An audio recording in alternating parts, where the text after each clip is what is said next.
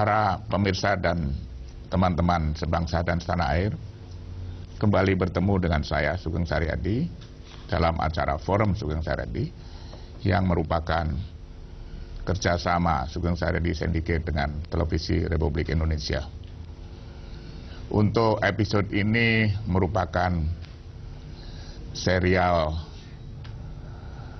internasional atau serial yang menyangkut masalah-masalah global, karena saya kedatangan tamu yang sangat istimewa, yang nanti untuk episode ini saya akan memakai campuran berbahasa, yaitu bahasa Inggris dan bahasa Indonesia, tapi tidak bahasa Persia yang pasti tidak, bahasa Indonesia dan bahasa Inggris.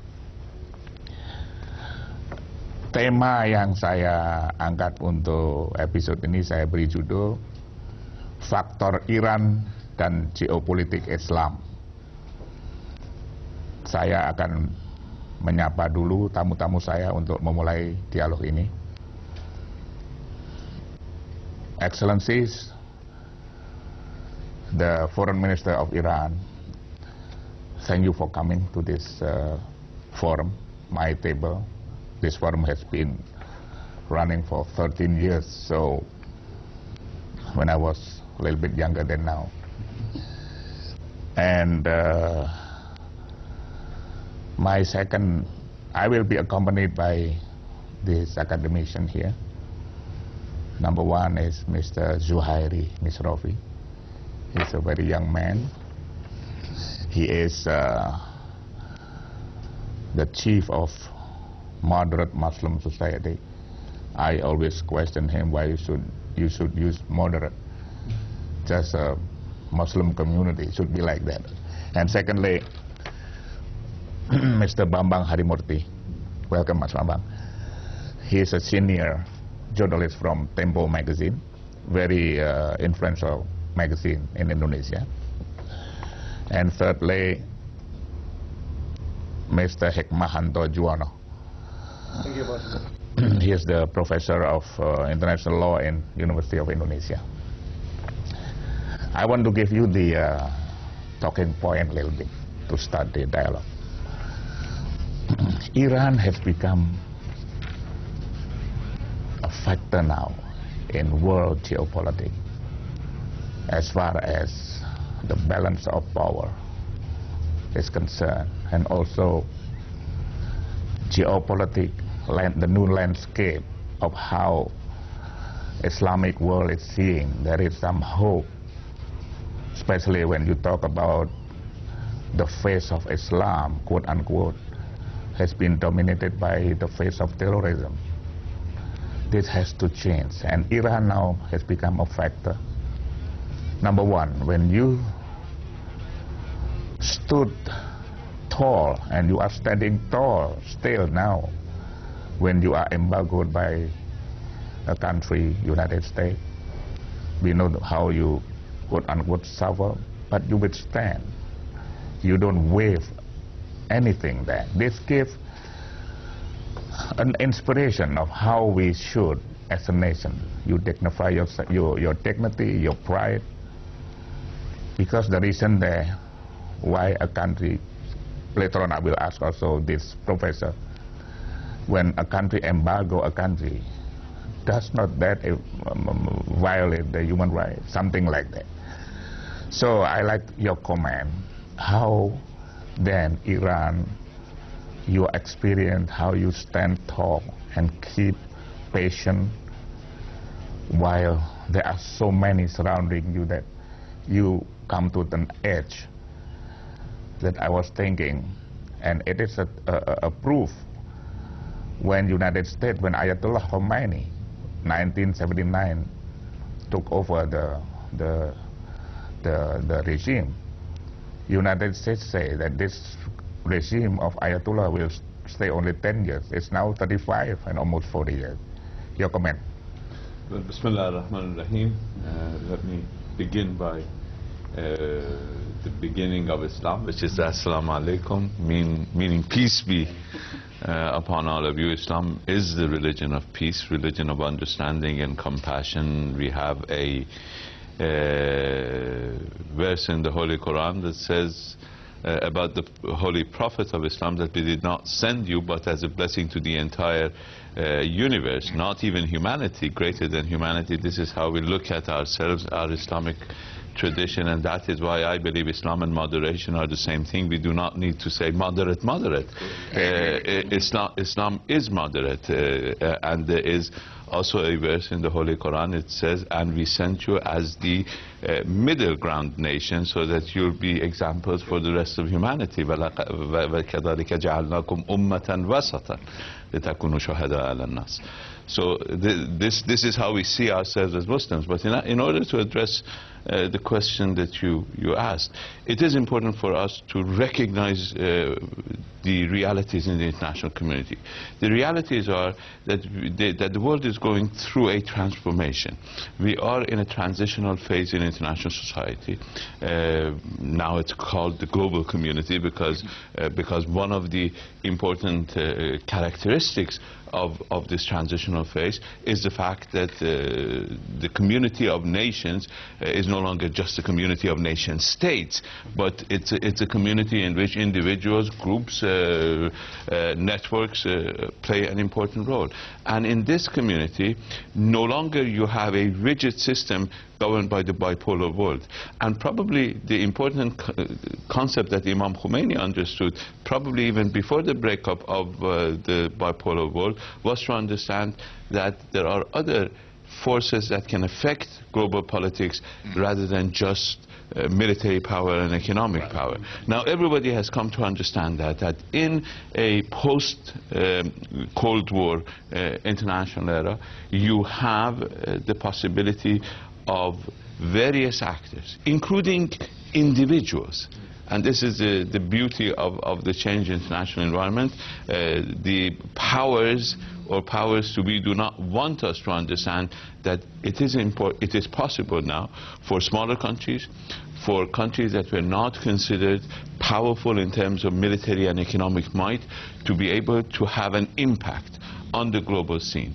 And unless we understand this, we will lose an opportunity to influence the course of events in the world and to make a place for ourselves in the changing international milieu.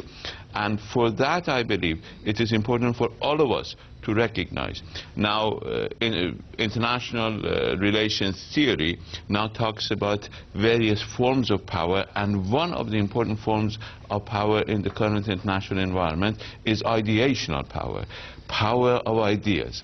Now, and that is where we in Iran gain our influence. We gain our influence from the fact that we started a revolution with an independent frame of mind. We believe that we have something to say and to present to the rest of the world, that we have not a model for others to copy, but not necessarily prepared to copy other people's model, that we can have indigenous science, we could have indigenous forms of participation, indigenous democracy, rooted in our own values, and that is why we lasted much longer than some people had hoped we would last. We were able to withstand the war of aggression waged by a government that was supported at that time. Saddam Hussein was supported by almost everybody. Of course, he turned against them later on, and there was a conflict in the region. But at the time that he invaded Iran, it was because they thought that we could be overrun, basically, by another state. But we withstood. As you said, sanctions, economic hardship has been difficult for the Iranian people, but not at the expense of their dignity. Once you believe that it is possible to have an impact, it is possible to determine your destiny, it is possible to be able to live with dignity in this international environment, then I think that's the important factor that gives you influence, gives you power, gives you a presence in the world scene, and makes you a global factor. And I think in that sense, the Islamic world, the Ummah, has a possibility, unique possibility. Yes. This was not present during the Cold War, because the Cold War had a very rigidified international environment. You had to either balance with this superpower or counterbalance, and that is why in realist theory they said you either had to bandwagon or to balance. That was the only two options available, unfortunately, during the Cold War. I don't believe that, but at least the general public believed that those were the two options. The reason I say I don't believe that was because Iran did not play either of the two characteristic models that the powers wanted us to play. But we are beyond that. Now everybody understands that the two roles that countries and people and individuals can play are far greater than two roles.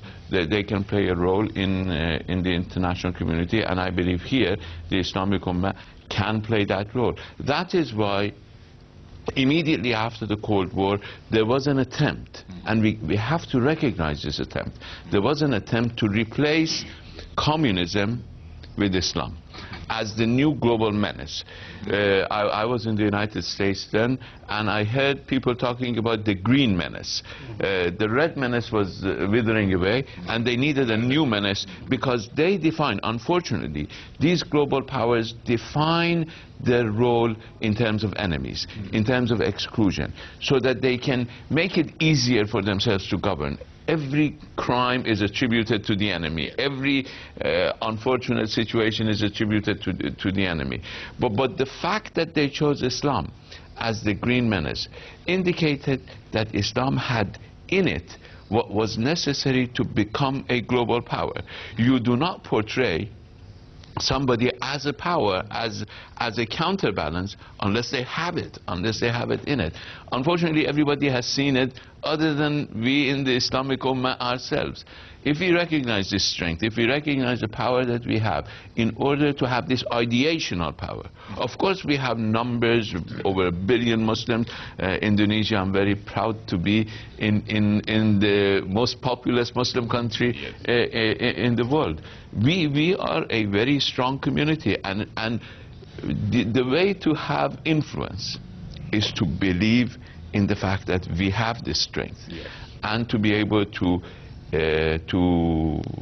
present it, project it, not through violence, because violence is exactly what the enemies of Islam want us to engage in. Good point. We have that way they can use their power imbalance, because the ability to harm, that's the ability to, the violence is the ability to harm. In the ability to harm, there is an asymmetrical relationship between Islam and its enemies. So we have, if we change the equation so that we use the ideational power that we have rather than the military strength or economic strength, of course those are important and we need to work on them, but the ideational power, the power of being able to have a message. All right. That the message of being a moderate nation, the message of ummat wasat, the middle ground nation. That is the message that can attract us a lot of influence in the global community. Right. I will try to listen. So, don't you think, Pak Bambang, that in the case of Iran, that United States has learned? This is what I am proud of you. Is there is an old saying, "Civis pacem para bellum." If you want to have peace, you prepare for war. Iran has shown this. I don't know whether you're aware or not. You have managed to, with your knowledge, that this is not your hegemony to have use of nuclear things for a good purpose. This is not only you, and you can build also a lot of, like I'm saying here, on Fajr 3, Koswar, and Fatah 110. This is, I call, a good example. If you want to have peace, you want to preserve your dignity, you must have something, not only economic power, but also military power. Your question to him.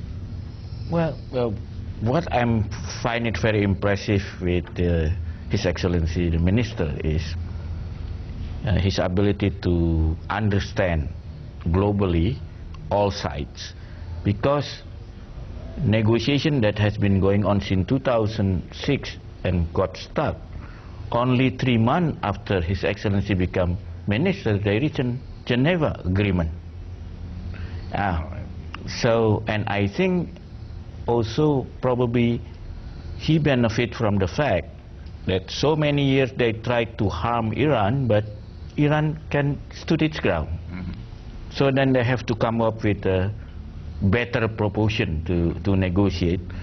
And fortunately also Iran has a foreign minister who really understands the US, because you spend so much time in the US, got his PhD in US. And the US also believe in him, because when he was still a young diplomat in New York, he already tried to help the US hostage in Lebanon. So he has already have a track record of non-violent, of trying to find a solution, a peaceful solution. And so the US, I think, after so many years, is frustrated because they tried to use all the force, and Iran's actually getting stronger in influence because of this pressure. And then suddenly, August last year, they found somebody who understands them and can talk with them, and they trust. And that's why I think it's amazing that 3 months after becoming a foreign minister, suddenly the 5 countries plus 1 have an agreement with Iran. How did you do it? I don't know. Well, you're very kind, and I'm flattered by your kindness. The fact is, it had nothing to do with me. It's the people of Iran who made that change. And they made that change by proving all the pundits wrong. All the pundits believed that the turnout in last year's presidential election in Iran will be low. All the pundits believed that one candidate will win. And the people of Iran proved them wrong on both counts. They came to the street, to the polling stations in huge numbers, 73%. I mean, it's not compulsory to vote in Iran.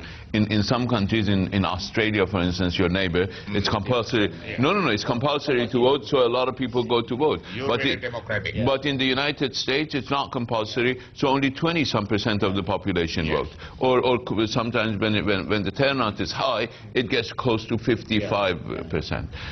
In Iran, it's not compulsory, but 73% of the population went to the polling booth. And of 6 candidates, they elected somebody who believed in engagement. In engagement, but engagement from the point of dignity.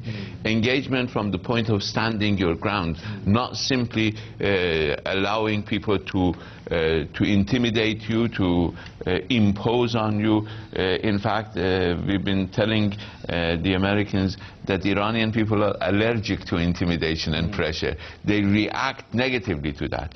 So that sent a message. Now, let me give you one more indication why the West got that message. They put sanctions against Iran for 8 years. In the beginning, Iran had only 200 centrifuges spinning. At the end, Iran had 19,000 centrifuges spinning. So if they put all these sanctions and pressures on Iran in order to stop Iran's nuclear program, the net gain that they had was 18,800 centrifuges. So they came to the conclusion that that was not the way to deal with the Iranian people.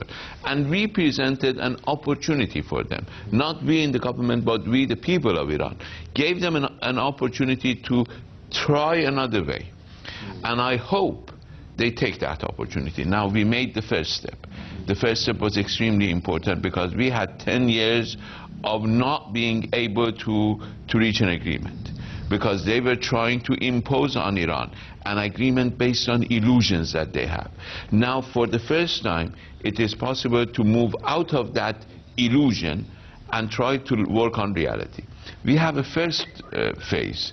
We hope to be able to go to the next phase. It requires them to have the realization that they had in the first stage and transfer it to the next stage. All right.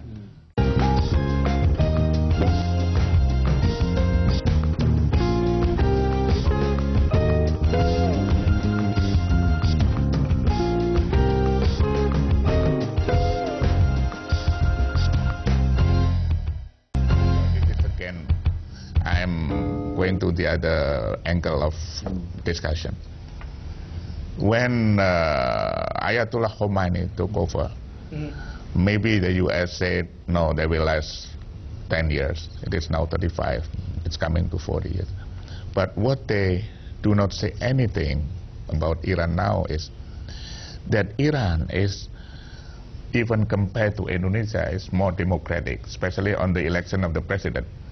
Here, only political party with a certain threshold, something like 20%, who can nominate a candidate. But in Iran, anybody can go there and just nominate themselves.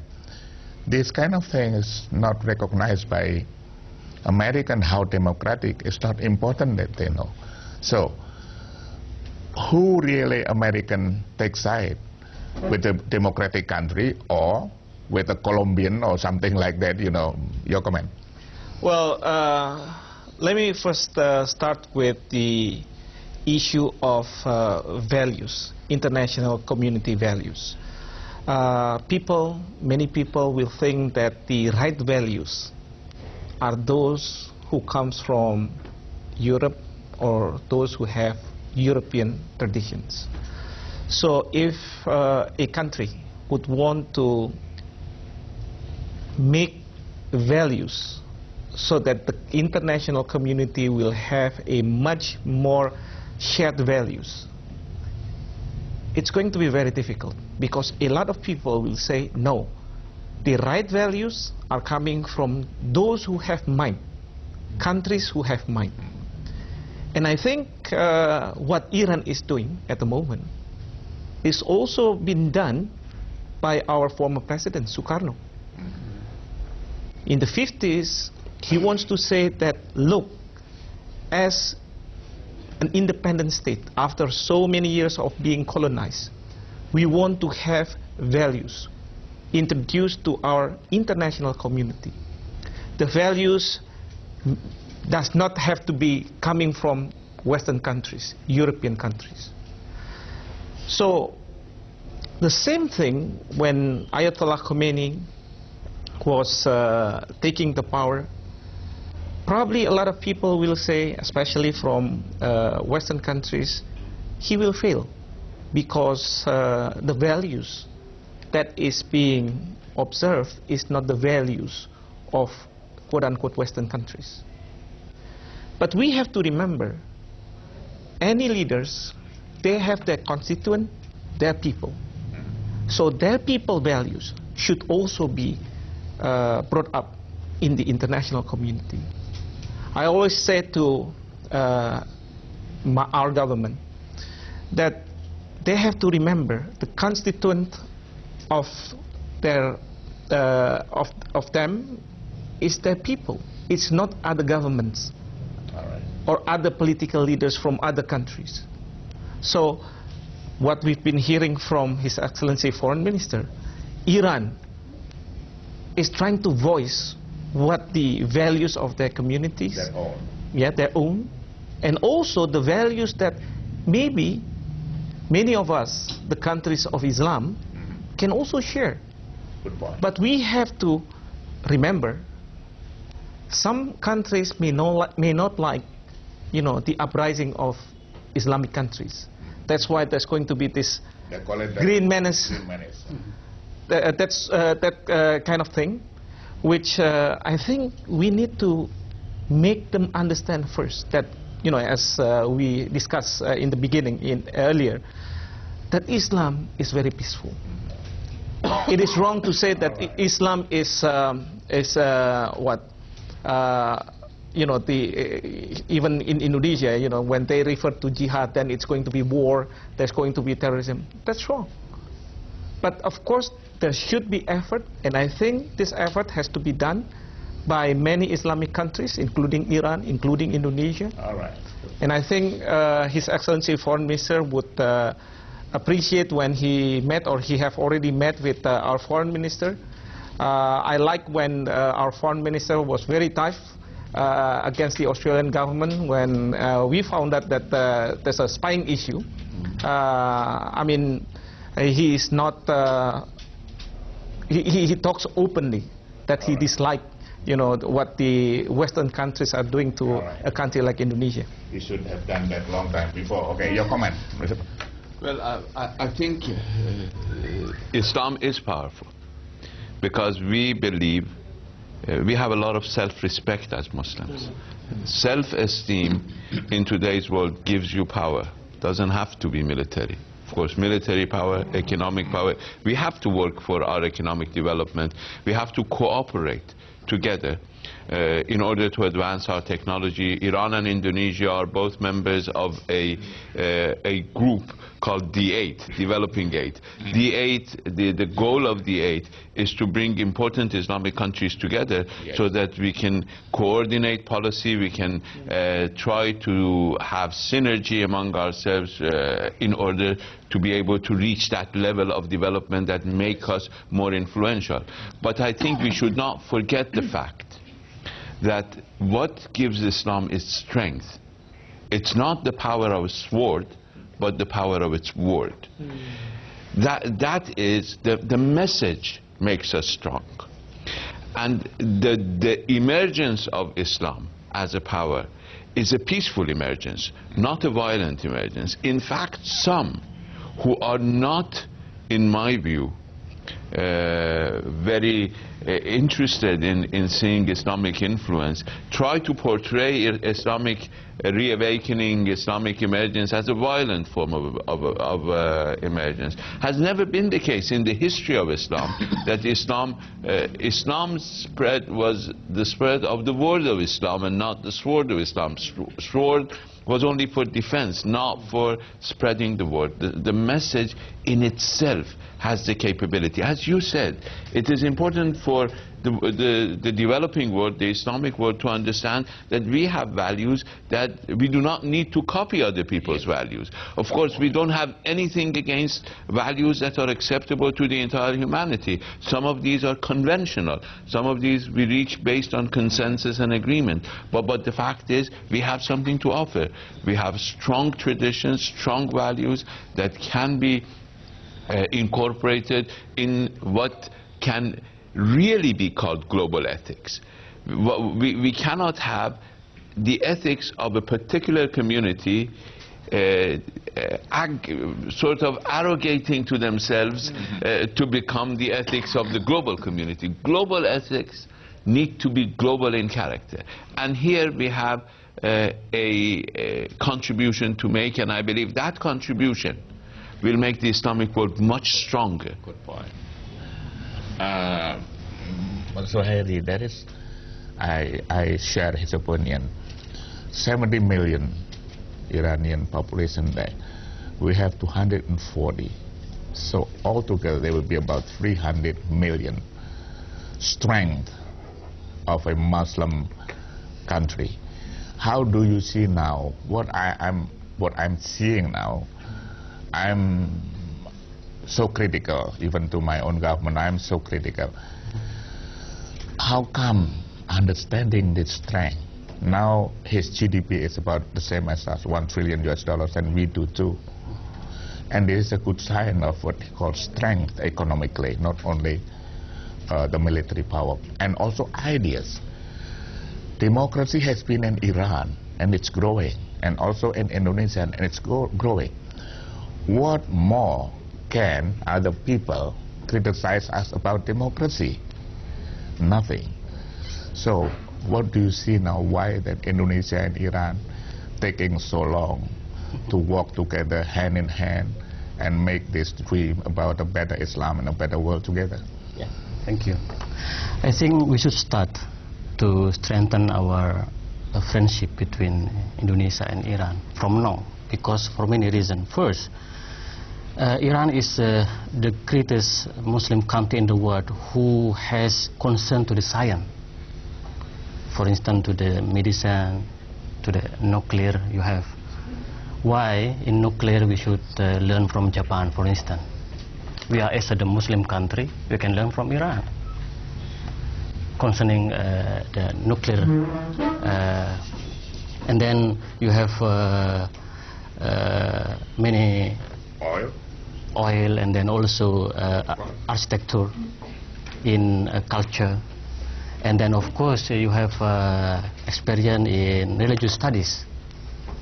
The curriculum is very interesting. When I come to the COM, I meet with many ulama there.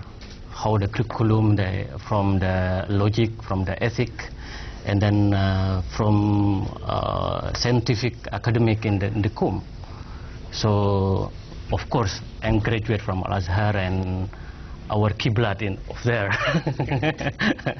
And sometimes little bit of the people, they have Qiblat to the Saudi Arabia. And I think we should strengthen to have a friendship between COM and then with the Islamic boarding school here, we call pesantren.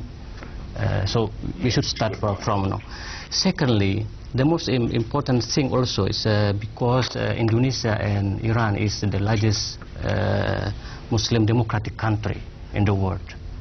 Because we have, they said that the Islam and democracy is not compatible. But you already has a lot of experience from many years, starting by 1979. You have a very great democracy, and here we have a very democratic, Muslim democratic country. So we should share how to deal, for instance, how to deal with the minority group. You have experience because the Jewish community live peacefully there. Unfortunately here, no. You have the Sunnite minority of the Sunnite people. They live very peace in the, yeah. And then you have the minority of the Christian people there. So we should learn also from the Iran, and then Iran can learn from Indonesia. Third is about the position to the Israel. I am interested because Iran has courage how to criticize the occupation by Israel. So we should work hand in hand between Indonesia and Iran for the independence of Palestine people. All right. So that's why we have lots of agenda in future to strengthen our friendship for humanity, for the world, and especially for the Muslim country. All right, your comments. Well, I fully agree. I think it is necessary for all of us in the Muslim world to rely on our resources. It doesn't mean excluding ourselves from the rest of the world. Islam has been in the forefront of engaging with others. Even in early Islamic history, you can see that, for instance, the capital of Islamic Caliphate in Baghdad was the center of scientific discourse.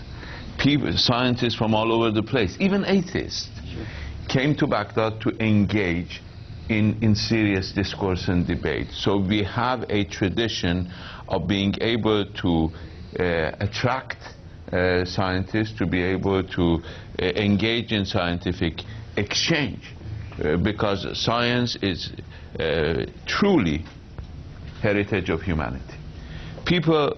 Some people have tried to put ownership on science, and through that ownership to try to influence or even impose on others. From an Islamic perspective, we don't believe that. We believe that science is a common heritage. We need to work together, but we need to look inward. And we have a lot to offer inward rather than going out and asking for people to give us donations. We can stand on our own, and I believe if Islamic, and one of the beauties, again I'm referring to D8 because that was a joint concept developed by countries like Indonesia, Iran and Turkey, and we are still important partners in that, and I believe it is important for us to rely on our own sources. On democracy, something that some people may find interesting, I do not want to boast about Iranian democracy. We have an experiment of indigenous form of participation. But for 35 years, elected power in Iran has been transferred from one president to another. And each time we have had basically 4 rounds where we had a new president. And after each round, a president presided over the election of his opposition into office. If that is not democracy, what would you call democracy? What do you call that? We have not had a coup d'etat, we had not had any intervention, and that is a democracy based on our own indigenous values, and that is why it's sustainable. Unfortunately, our friends in the Islamic world have tried the extremes. Either the extreme of purely copying democratic whatever values and institutions from outside, and it has not lasted. Some of our democratic friends, even in the Muslim world, have gone through coup d'etats one after another. In the past 35 years in Iran, we haven't had a single coup d'etat, but in our friendly countries, they've had several coup d'etats. And some have gone to the other extreme of rejecting all participatory norms of democracy, and they haven't achieved much. The unfortunate situation about Islamic awakening, or what they call the Arab Spring in the Arab world, is that because they went to the either extreme of either trying to copy fully the Western model or trying to totally reject any form of democratic participation, the end result has not been very positive, and some people talk about an early winter after that Arab Spring. So it is important to go back to our roots and try to take advantage of what we have in common. And of course Iran is open to all sorts of cooperation. With Indonesia, we had very good discussions today with my friend, the foreign minister, about what we can do together in order to promote in oil and gas. We decided to cooperate even more extensively in banking, in finance, in education, in science and technology. These are all areas that are extremely important for us to cooperate in.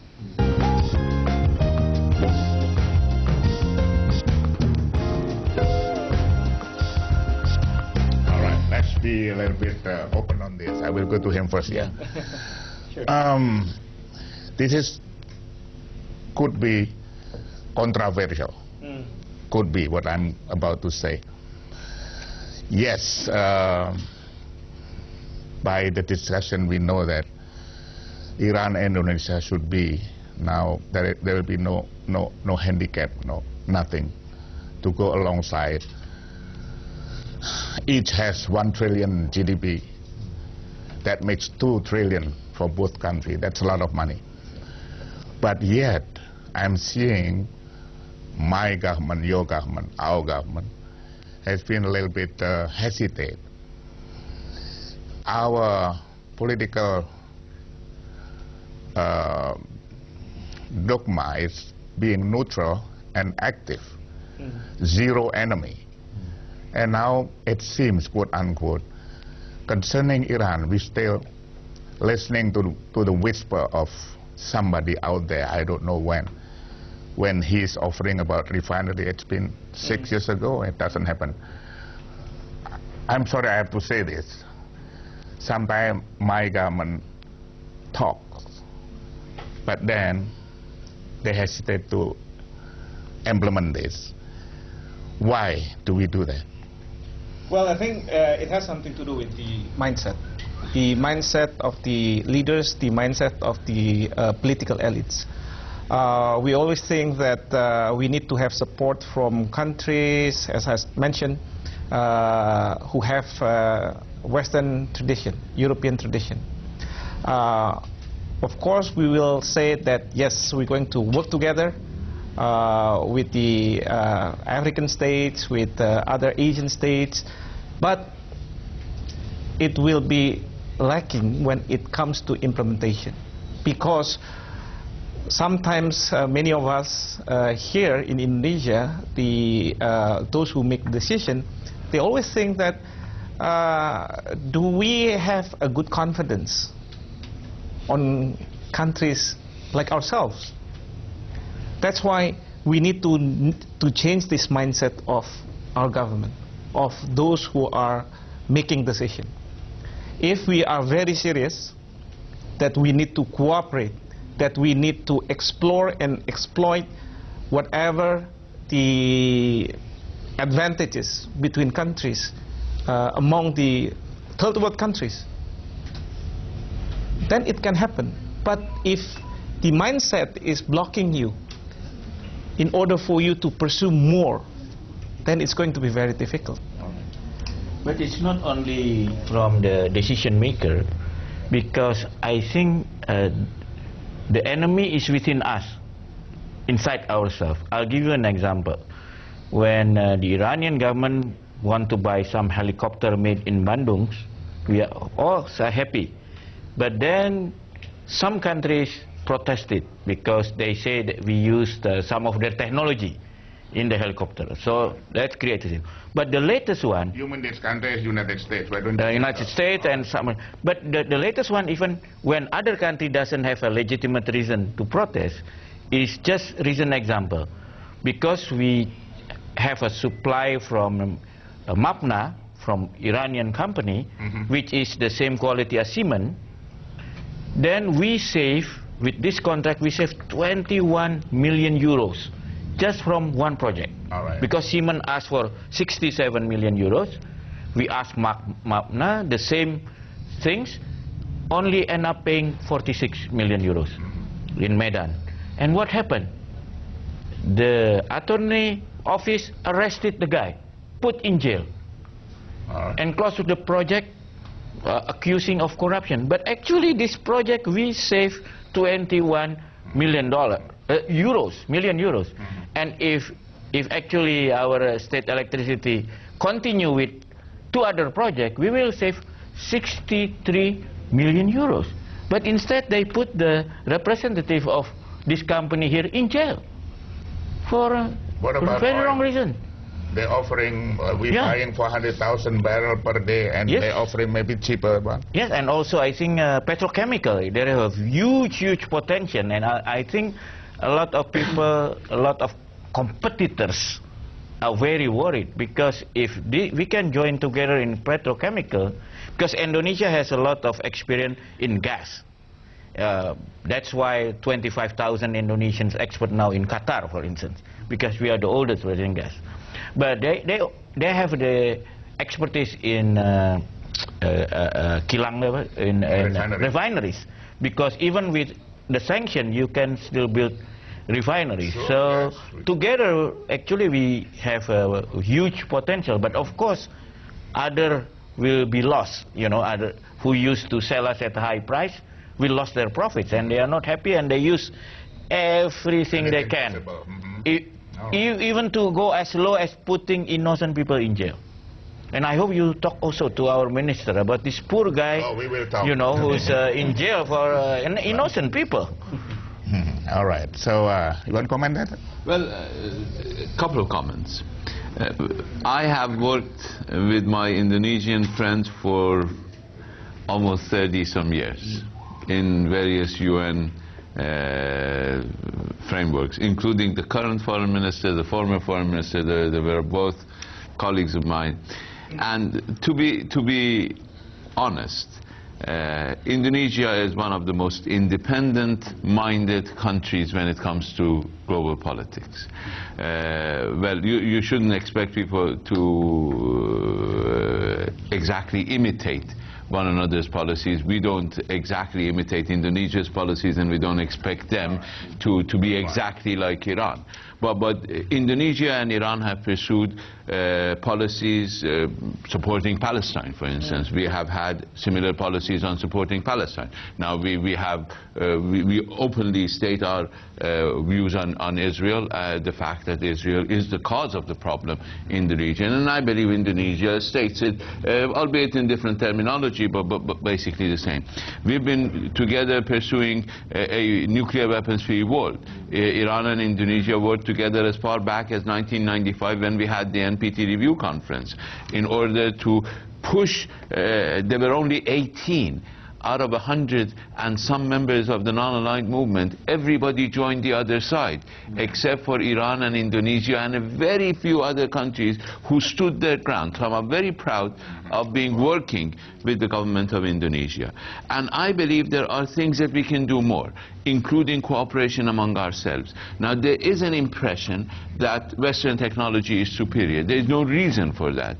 We have technology that is adaptable to our needs, and that is why sometimes hand, this technology is much cheaper than Western technology. We don't put such a premium on ownership of science because we believe in the fact that science is common heritage of mankind. So we don't purchase and sell science. Science is something that we share.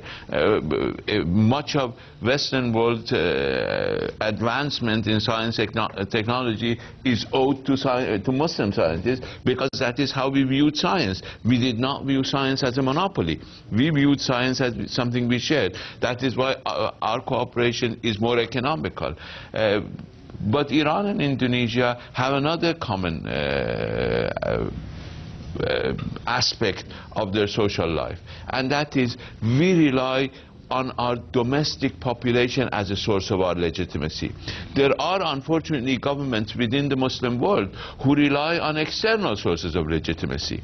We and Indonesia, and this is something to be proud of, we and in Indonesia, to different levels and extents, rely inward as source of our legitimacy. So that gives us an added opportunity to cooperate with each other, and that is why I'm very optimistic about the future.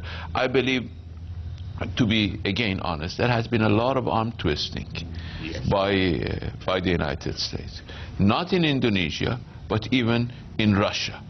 I mean, they try to twist arms with Russians. They try to twist arms with Japan. They try. I mean, they don't recognize friend or foe. They just twist arms. Just twisting. So a lot of pressure has been put on Indonesian banks, as pressure has been put on Russian banks, on Chinese banks. China, the second economic power in the world. Now, what we need to tell them is that they are losing their legitimacy. And once they lose their legitimacy, once people do not listen, they're not able to carry their policies. And I think we are all on the same track. People are saying no to arm twisting, to pressure, to threat. I heard today from my friend, the foreign minister, that we should work together against the threat or use of force. These days we hear time and again people talking about pivoting, people talking about bringing military might to this region. We got to talk to them that we as civilized world have rejected the use of force. And again I saw that my brother, the foreign minister of Indonesia, was very much on the same wavelength. So these are important characteristics to build upon and to take the ummah one by one. Yes. One by one, because the Holy Quran says, when it wants to instruct the Prophet to go out, he says, start with your own family, then go out. So one by one, we gain greater influence in the world by bringing everybody along and going forward in that fashion. All right, so we have another 5 minutes or 4 minutes. So your last question, then I will close, maybe closing remark from Excellency Foreign Minister. Just one. I like you to focus on, while he's here and a lot of Iranian dignitaries here, can we eliminate Islam is a rahmatan lil alamin, but now there is some lingering issue on sort of, you know, stepping each other on Sunnah, Sunni and Shia. This troubles me, but I know this is another twisting game of those people. Your comment? Yeah. I'm from moderate Muslim society. In my mind, we are Indonesia and Iran as two of moderate Muslim country. Moderate Sunni Muslim country and moderate Shiite. Because I know you has a program on Takrib, common ground between Sunni and Shiite is very largest, common ground is in Iran, and I hope in future in Indonesia we have also the same organization. Is a common ground between Sunni and Shiite, because we are as a Sunni here, we don't have a problem with the Shiite people, because sometimes we absorb some many tradition of a Shiite here. So if you look at our tradition, Islamic tradition here, is very close to the Shiite tradition.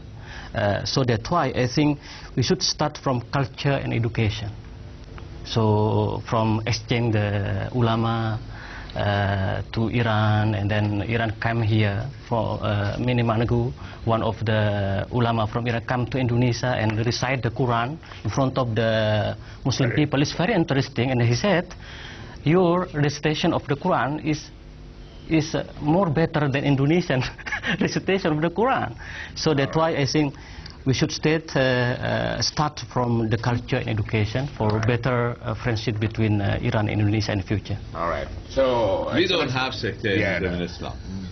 Islam is a religion. We have different schools of jurisprudence in Islam. We have 4 schools of jurisprudence in Sunni Islam. We have several in Shia Islam. So these are different schools of jurisprudence, and you see, we come from a religion that invites even others outside Islam to come and join us in what unites us, rather than to start fighting about what divides us. This is the scripture. قُلْ يَا أَهْلَ الْكِتَابِ تَعَالَوْا إِلَى كَلِمَةٍ سَوَاءٍ. Say to the people of the book, come to stand on what joins us together. So within the Islamic world, we don't have minorities. In the Islamic world, we are one. We are a single group having different interpretations of various small jurisprudential issues in dealing with Islam, but we pray to the same mosque, to the same Qibla. We read the same book. We believe in the same prophet. We believe in the same God. These are what believing in the same God, believing in the unity of God, in the unity of universe, is what brings all people of the world together. So we should, in fact, Iran and Indonesia, and we have agreed on this too, should be on the forefront of fighting sectarianism and extremism. These are totally alien to Islam. Islam had nothing to do with sectarianism and with extremism. It's a religion of moderation and the middle ground, and Iran and Indonesia are proud advocates of that. All right. Excellency and my friend, 1 hour is very short. I still like to go on with you. It's very nice talking to you. So I will close in my language, if I may. Para pemirsa, untuk episode ini ternyata 1 jam sangat pendek, dan moga-moga baik para pemirsa, juga saya address kepada para pemimpin Republik Indonesia dan juga para pemimpin di Republik Iran. Jangan terlalu lama lagi untuk membangun hubungan yang baik antara dua negara besar Islam dalam segala bidang. Karena ini akan mengangkat derajat negara-negara Islam, akan mengangkat juga bangsa-bangsa yang beragama Islam, sehingga kita bisa mengejar ketinggalan dari negara-negara lain yang ada di dunia ini. Insya Allah besok kita masih akan melihat matahari terbit dari ufuk timur dan tenggelam di ufuk barat. Assalamualaikum warahmatullahi wabarakatuh. Waalaikumsalam.